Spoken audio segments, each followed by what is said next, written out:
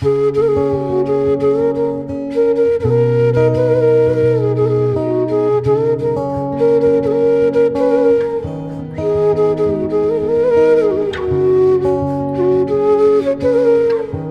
সকাল বন্ধুরা, আমার ছোট্ট একটা ব্লগে তোমাদেরকে জানাই অনেক অনেক স্বাগত এবং অনেক অনেক ভালোবাসা।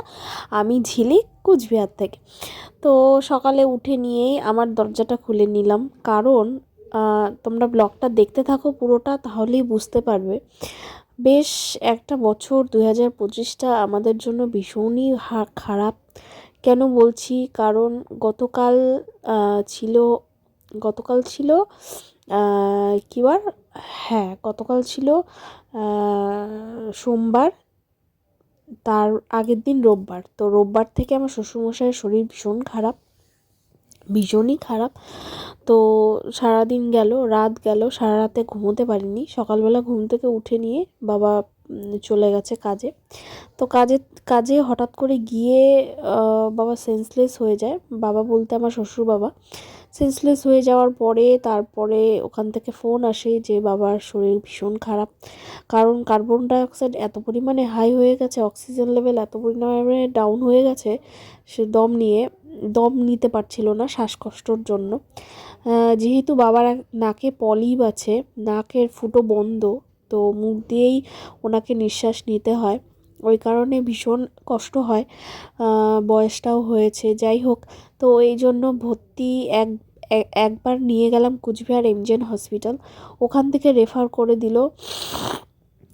করে আমরা নিয়ে এলাম শুভম নার্সিংহোমে। যারা কুচবিহারে থেকে দেখছো বা কুচবিহারে থাকো তারা তো জানবেই শুভম নার্সিংহোম। তো সেখান থেকে আবার নিয়ে গেলাম শিলাতে।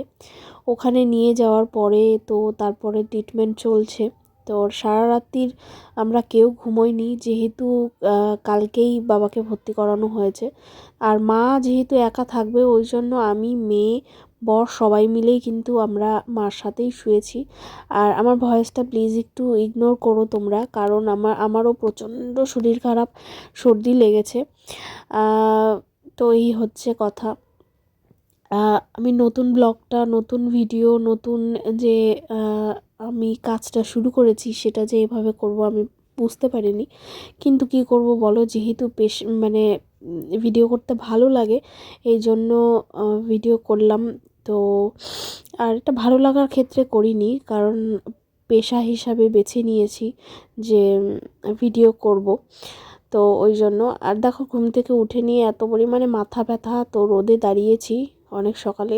যাব বর আর আমি দুজনে মিলে আবারও বাবাকে দেখতে। সকালে ভিজিটিং আওয়ার থাকে 8টা থেকে 10টা। তো একটু রোদটা তাপিয়ে নিয়ে স্নান টান করে একবারে বেরোবো। আর এই দেখো আমাদের এটা কলপার। আস্তে আস্তে সবাই সব কিছু তোমরা চিনতে পারবে, যেহেতু সোশ্যাল মিডিয়াতে এসছি, তো সবাইকে সব কিছু জানাবো।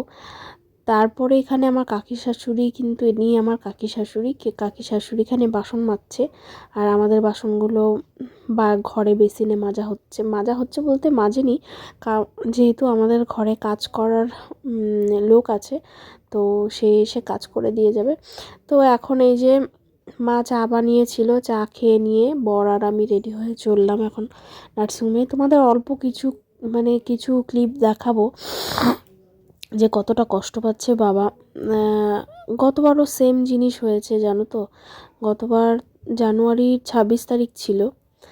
26 তারিখ হঠাৎ করে বাবার শরীরটা খারাপ হয়। 26 তারিখ না, 25 তারিখে, 24 তারিখে খারাপ হয়। খারাপ হতে হতে হতে হতে বাবার লাঞ্চে ইনফেকশন হয়ে গেছিলো, দম নিতে পারছিল না, শ্বাসকষ্ট। তো ওরকমভাবে 2-3 দিন চলেছে। তারপরে হঠাৎ করে একদিন কথা টথা বন্ধ, কিছুই খেতে পারছে না, মানে কিচ্ছু করতে পারছে না। হঠাৎ করে দেখি নিঃশ্বাস টিশ্বাস বন্ধ। তো তারপরে তো আবার নিয়ে গেলাম নার্সিংহোমে। নিয়ে যাওয়ার পরে সেখান থেকে ট্রিটমেন্ট হওয়ার পরে সারা বছরটা ভালোই যায়। ভালো যাওয়ার পরে এখন আবার এই বছর আবার, মানে একই বছরে 2বার ধাক্কা, মানুষটা কত সহ্য করবে সেটাই ভাবছি। দেখো, রুগীর সাথে কিন্তু সবাইকে রুগী হতে হয়। তো এই হচ্ছে ব্যাপার। তোমরা সবাই প্রে করো যাতে আমার শ্বশুরবাবা খুব শিগগিরই সুস্থ হয়ে বাড়ি আসে। আর ভিডিও করতেও লজ্জাও লাগছে, আমার ভিডিও করতে পারছি না, দেখো মোবাইলটা কেমন করে ধরে রেখেছি। তো যদি ভয়ে ভয়ে ভয়ে ভিডিও করছি, এই যে আইসিইউতে ঢুকেছি, ভেন্টিলেশনে আছে এখনও, জানি ভিডিও করাটা ঠিক হচ্ছে না, বাট একটু সুস্থ আছে বলেই আমি ভিডিও করার সাহসটা পেলাম। তো এই যে ইঞ্জেকশন দিচ্ছে এখন, আমি কিন্তু পুরোটা তোমাদের সাথে আমি দেখাইনি, আমার শ্বশুরবাবাকে দেখানোটা উচিত না, যেহেতু হালকা, ওই জন্য তোমাদেরকে দেখালাম। আর বর তো পাশের থেকে ভীষণ রাগারাগি করছে যে ভিডিও করছো আবার তুমি, কেন ভিডিও করছো। তো আমি ভাবছি যে না, একটু করি, সবাই তো দেখি সুন্দর সোশ্যাল মিডিয়াতে ভিডিও করে, ওই কারণেই করেছি। সকালে কিছুই খাইনি, চা করে দিয়েছিল মা, চাও খেতে পারিনি। তো চা করে দিয়েছিল, চাও খাইনি। তো এখন ভাবছি যে নিচে নেমে, নিচে দোকান আছে, নিচের থেকে কিছু খেয়ে নিব। সকালে শুধু জল খেয়েই এসছি। এরকম মন মানসিকতা এরকম খারাপ থাকলে কিন্তু দেখবে কিছু খেতে ইচ্ছে করে না, বিশেষ করে বাড়িতে তো খেতে ইচ্ছে করে না, কারণ মনে হয় কখন কখন সেই মানুষটাকে দেখবো যেই মানুষটা অসুস্থ হয়ে আছে। আর বিয়ের পরের থেকে বাবাকে এখানে বাবা বাবা করে করেছি, শ্বশুর বাবাকে ছেড়ে এসে, বাবার বাড়ির থেকে ছেড়ে এসে বাবাকে পেয়েছি। তারপরে বাবা যা খেতে চাইতাম তাই এনে দিত, কোনো সব সময় আবদার পূরণ করতো। এই মানুষটা এরকম অসুস্থ হলে না আমারও ঠিক ভালো লাগে না।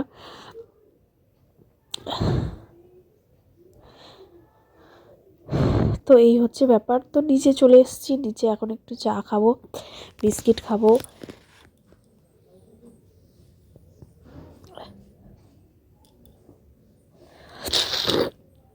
তো চা বিস্কুট খেয়ে নিয়ে তারপরে একটু ভাবছি যে বর বললো যে চলো কিছু খাও, খিচুড়ি আছে এখানে, খিচুড়ি খাও। তো ওই চায়ের দোকানেই দেখলাম ভালো বেশ খিচুড়ি করছে।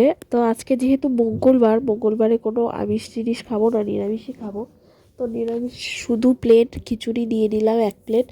দেখো ছোট প্লেটের 1 প্লেট দিয়েছে। আমি খিচুড়ি খেতে বেশ ভালোবাসি, কিন্তু আজকে কেন যেন মনই চাচ্ছে না খেতে। কিন্তু ভালো ছিল, খিচুড়িটা বেশ ভালো ছিল। আলু তারপরে আরও সবজি টবজি দিয়ে করেছে। আর বরের থেকে আমি লঙ্কা চেয়ে নিয়ে খাচ্ছি যে দাও না আমাকে একটু লঙ্কা খাই। তো ভিডিও তোমাদের কেমন লাগলো, প্রথম ভিডিও করছি আমি, তোমরা কিন্তু জানিও, আর সবাই পাশে থেকো। আমি জানি আমাকে অন্যরকমভাবে ইন্ট্রোটা দিতে হতো, বাট আমি জানি না, নতুন এই প্রফেশনে আমি নতুন। তো যদি কেউ আমার ভিডিও তোমাদের চোখে পড়ে, যদি কারো মনে হয় যে এই জায়গাটা ভুল, তবে এই জায়গাটা আমাকে ঠিক করে দিও, এটাই তোমাদের কাছে অনুরোধ করব। তো দেখতে থাকো ব্লগগুলো, রোজই দেওয়ার চেষ্টা করব, জানি না কতটুকু দিতে পারবো কি না পারবো, সেটাও একটা ব্যাপার। তারপরে দেখো বাড়িতে চলে এসেছি। বাড়িতে চলে আসার পরে যেটা আমার মেন প্রফেশন, সেটা হচ্ছে ই-কমার্স বিজনেস।